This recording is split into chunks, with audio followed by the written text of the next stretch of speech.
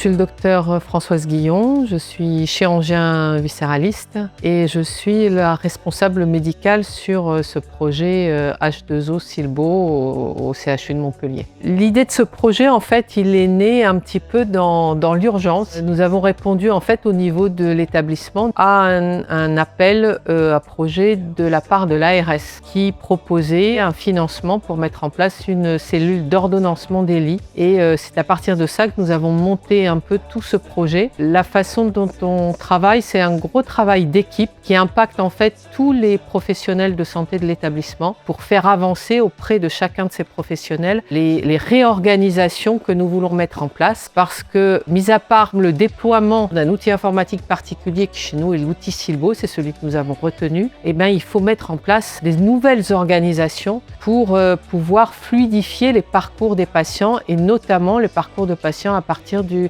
secteur des urgences. C'est dans ce cadre-là de fluidification des parcours que s'inscrit pleinement en fait ce projet H2O Silbo.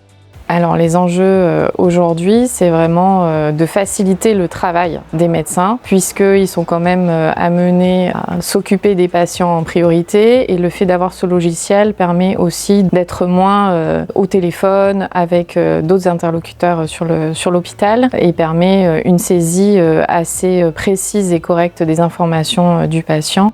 Globalement, le projet a été bien perçu. Alors, comme tout changement, lorsqu'on amène un nouvel outil, il y a des craintes sur le temps que ça va prendre.